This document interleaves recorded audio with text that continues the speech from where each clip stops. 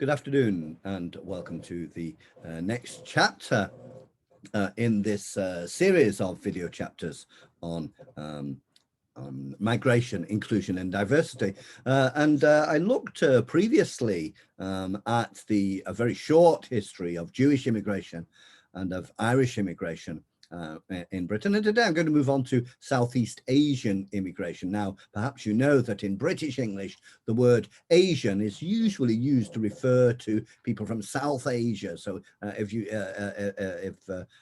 refer to somebody as Asian British, it means that the origins of their family are no doubt in India, Pakistan, or Bangladesh, or perhaps Sri Lanka or Nepal. But it's rather strange because, of course, Asia is much, much bigger than that. But nevertheless, the word Asian has come to refer to people from the Indian subcontinent. And therefore, indeed, in French, you would often translate it as Indo-Pakistani.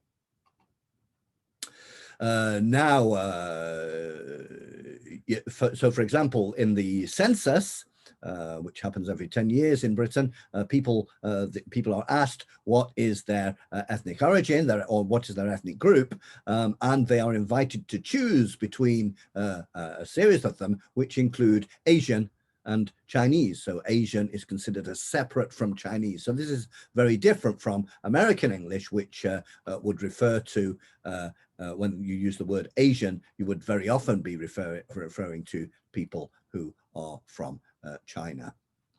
British Indians are the biggest of these groups today. 56% of British Indians are Hindu, 30% Sikh, and 13% Muslim. Whereas the people whose origins are in Pakistan or Bangladesh are over 90% Muslim. So let's see what I can tell you about this situation. I don't know why this has come up there and you have to get rid of that. Just a moment. There we go. Okay. Yes, so very present in British life. A very large number of Indians and Pakistanis came to Britain in the 50s, and here is one of the symbols of the presence of Asians in British life, and that is, of course, that Indian and Pakistani food is extremely popular, and this symbol is this place in Manchester, which is sometimes referred to as Curry Mile, where you can find at least 70 South Asian restaurants within a mile. What else do we have here? You can see here, this is the picture of British Sikhs, and here they are meeting the Prime Minister a few years ago. This is David Cameron, and then the Prime Minister. So what is the origin of the link between Indians and Britain? Well, the origin is, of course, in colonialism, where for a very long period of time, Britain dominated India, originally in a rather original form of colonialism, because India was controlled by a private company, the East India Company, which received permission from the British Crown, to rule over India, so that India for a long time was not ruled directly by the British government.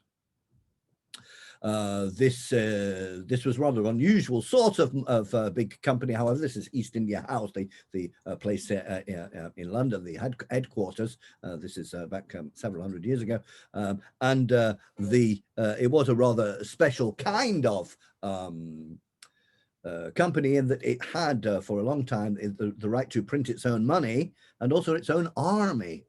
Now, the situation changed somewhat in the 1850s when there was a huge revolt against British rule, which is called by Indian historians the First War of Indian Independence, and very often referred to by British people as the Indian Mutiny. It all depends on your point of view.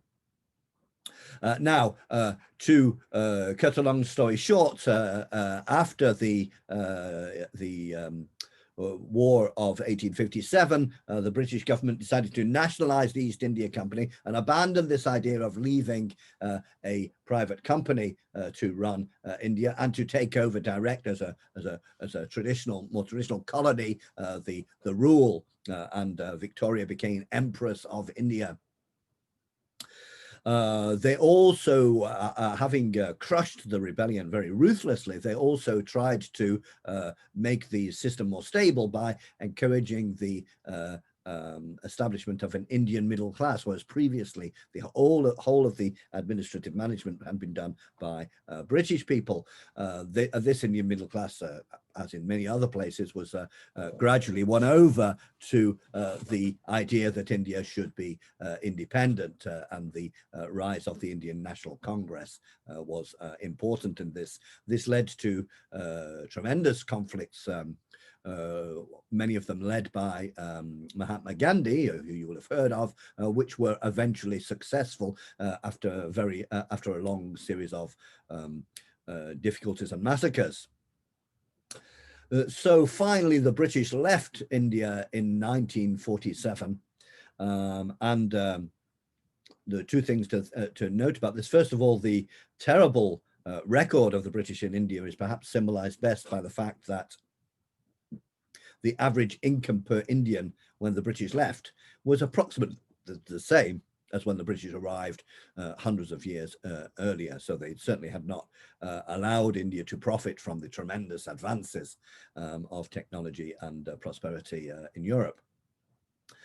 Secondly, when they left, they divided, that was agreed a division between of the old colonial India between India and Pakistan, with Pakistan as a Muslim country and India as a dominant Hindu country. This division was made by a British civil servant in London without telling anybody in India what they were doing, it seems. And this was part of the cause of a enormous and bloody conflict between India and Pakistan, and between Muslims and Hindus in particular, at the end of the Second World War. But we're going to concentrate on the migration into Britain, and Asian migration to the UK increased throughout the 50s and 60s from Pakistan, including present-day Bangladesh, which at the time was East Pakistan, although it's separate on the map.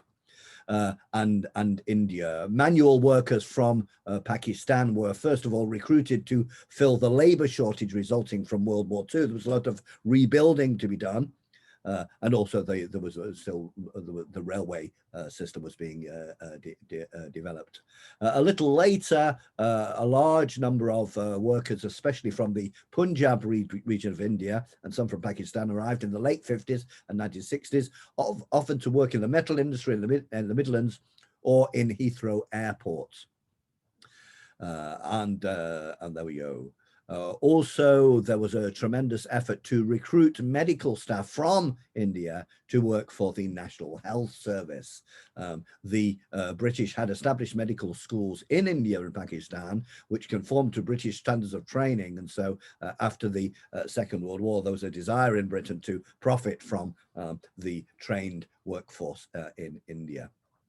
And finally, in the 60s and 70s, quite a large number of Indians who had been moved by the British from India to Africa to run the middle level of management in some colonies there, were expelled from Kenya, Uganda, and Zanzibar because they were perceived as having been collaborators with colonialism, and they arrived in Britain. Now, understandably, no, not understandably, I mean, unsurprisingly, the Indians who arrived in Britain in the mid-50s had an experience of very strong racism.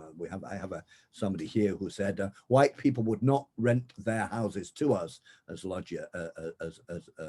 lodgers. Now, gradually, the number of people of Asian origin who were born in Britain was on the rise, and the second generation of immigrants tended to want to make a bit more noise, were less prepared to simply settle for being treated as second-class citizens. And here we just have one example, the Asian Youth Movement, which was an anti-racist movement in the 1970s. This was particularly active in the 1970s, because in the 1970s, with the arrival of the economic crisis, some people were looking for a scapegoat, and there was a rise in racist organizations like the National Front. And I shall come back to this. In Bradford, for example, one of the biggest concentrations of Asian people, the Asian Youth Movement was formed in 1976. Indeed, it should be said that the Asian immigration tended to concentrate in the cities, so in London, Bristol, Birmingham, Manchester, Blackburn, Newcastle, and so on. Now, the new law, which I will be talking about later, the new laws in 62 and 71 restricted further primary immigration. It was no longer possible for Indians and Pakistanis to come to Britain. However, they were still able to get their families to come if they had already moved.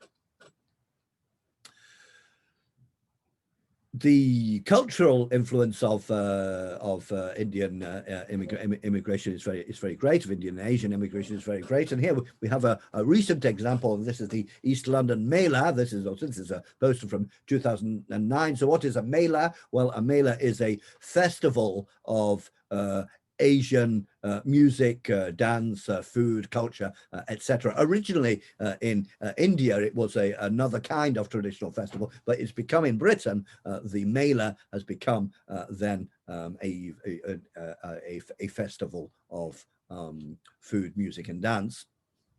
Very popular. Now, quite often it was possible for these melas, you can see this is quite a big one, it's in the O2, which is an enormous site. It is sponsored by the local newspaper.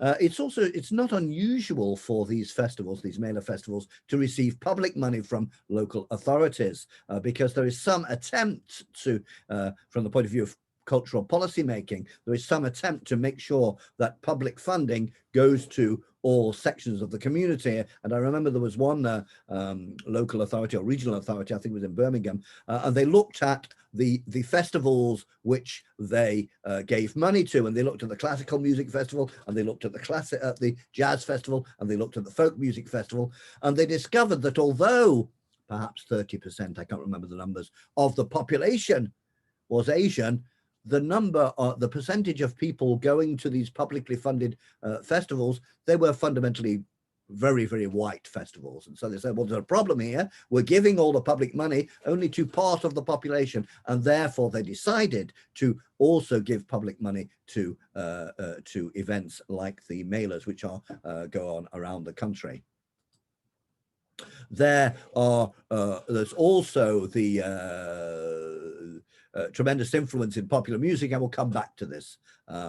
Bhangra music in particular has become extremely popular among the British public, not only from the works of British Asian musicians such as Rishi Rich and Swami, but also other people who have worked this style into their own work, and people like Apache Indian who mixed reggae and hip hop with Indian popular music. Originally, Bhangra music is a mix of traditional Indian music with some of the Western kinds of popular music since rock and roll. So let's just have a look at a few examples of immigrants from Asian origin who have influenced British cultural life. Of course, one of the more famous ones is Freddie Mercury.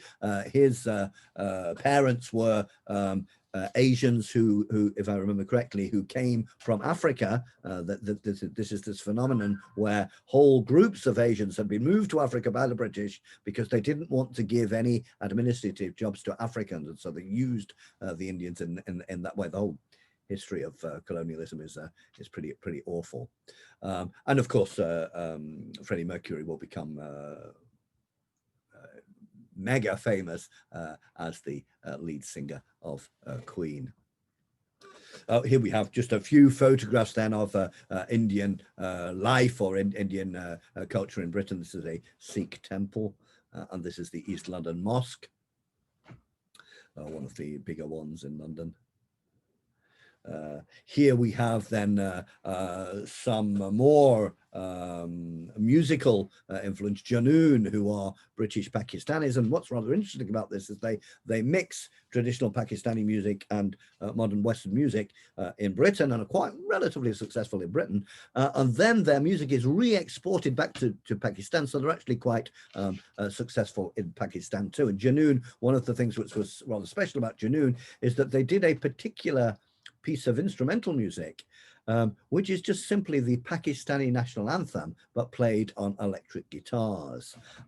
So obviously a message of mixing cultures from different parts of the world, but also rather political. I mean, obviously a highly electric version of the Algerian national anthem played by French Algerians would obviously have a political element to it.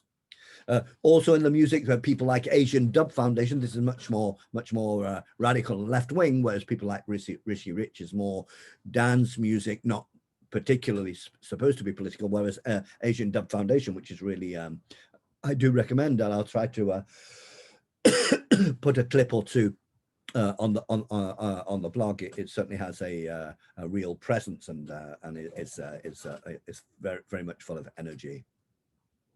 Here it's more traditional, Desai Pop Concert, so there's more traditional Bhangra music, Raghav and Jugidi and Veronica. And Desai is another word for originating from the Indian subcontinent. I'm not quite sure where the word comes from. Another example there then of the 2018 Mela in August in London. Now there are, I just wanted to name a few celebrities among the British Indians, because I hate it when the history of immigration is just about the problems that people had.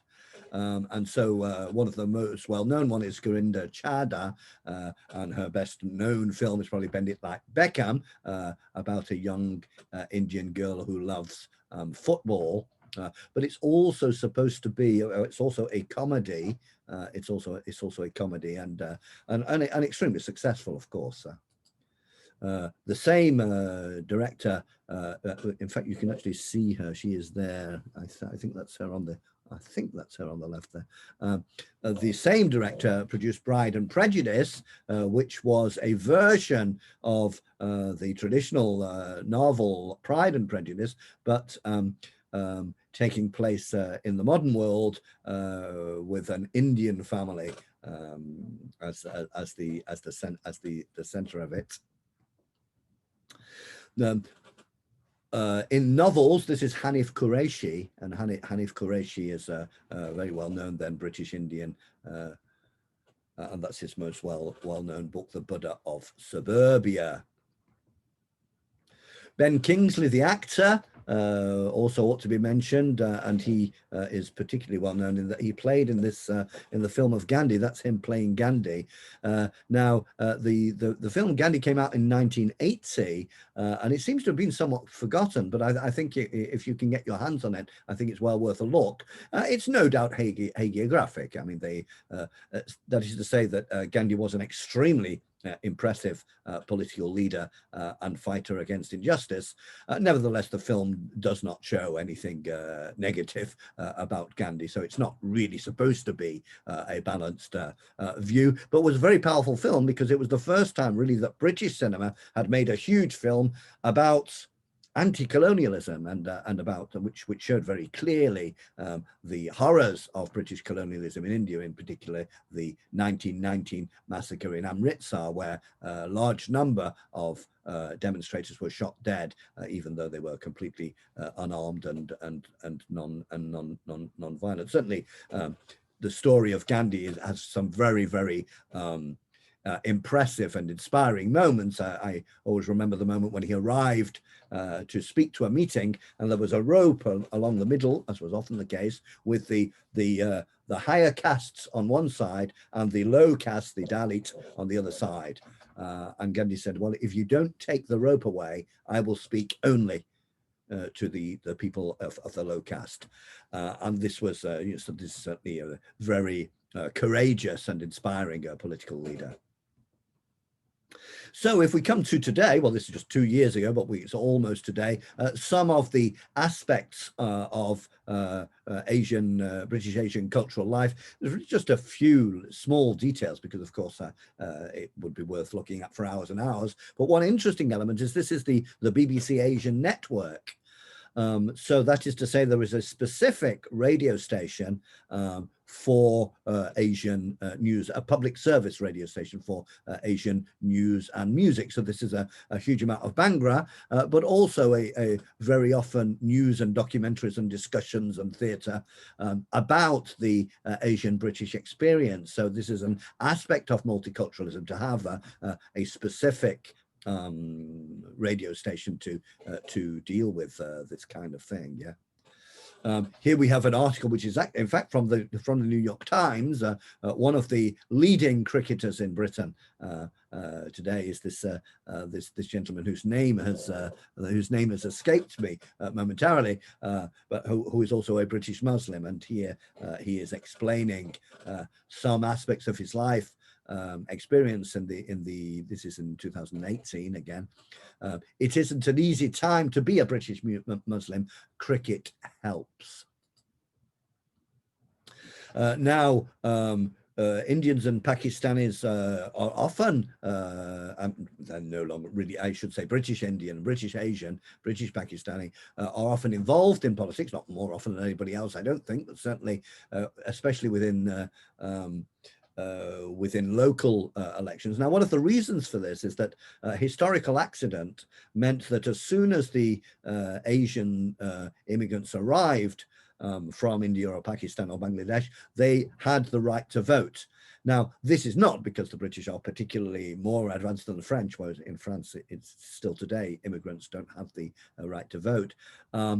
It's a kind of accident. It was a decision that was made that every citizen, every subject of the British Empire, if they come to live in Britain, should have the right to vote. And that decision was made at a time when there were very few immigrants. It wasn't intended to help the large number of workers who came after the Second World War, but accidentally it was on the statute books, and so that was the case. And this has its importance because, especially seen as the Asian population tended to be concentrated in the big towns, the local government at least tended to begin to listen to them perhaps more than in other countries because they might have, 1 million votes among them. And of course, they don't always vote the same way, or they would tend to vote Labour. But there's certainly more possibility for local politicians to take notice. And indeed, the mayors of several of the big towns have mayors of Asian origin. Now, I had two political articles here to look at. And one of them was, how did British Indians become so prominent in the Conservative Party? Now, you mustn't get confused about this. There are not that many British Indians in the Conservative Party, but there are 2 or 3 very high up ministers and so on. This article looks at that question, say, how come it happened like that? Meanwhile, here is an article about the Labour Party, and here you have an opinion by a British Asian. British Indians ought to vote Labour. And this was in response to the fact that the Indian Prime Minister Modi was attempting to persuade British Indians to vote for the Conservative Party, and the opinion of this person, they should not do so. So there's just a very, very brief portrait of some aspects of the Indian experience in Britain. And I think that perhaps I could find a little video just to finish off here.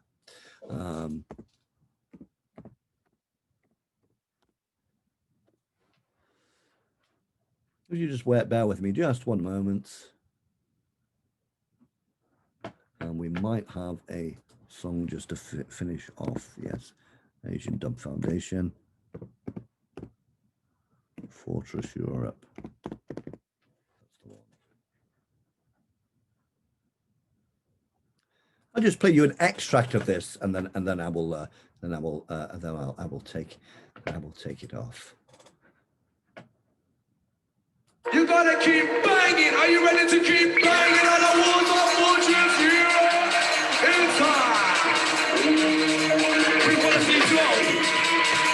Jump, jump, jump, jump.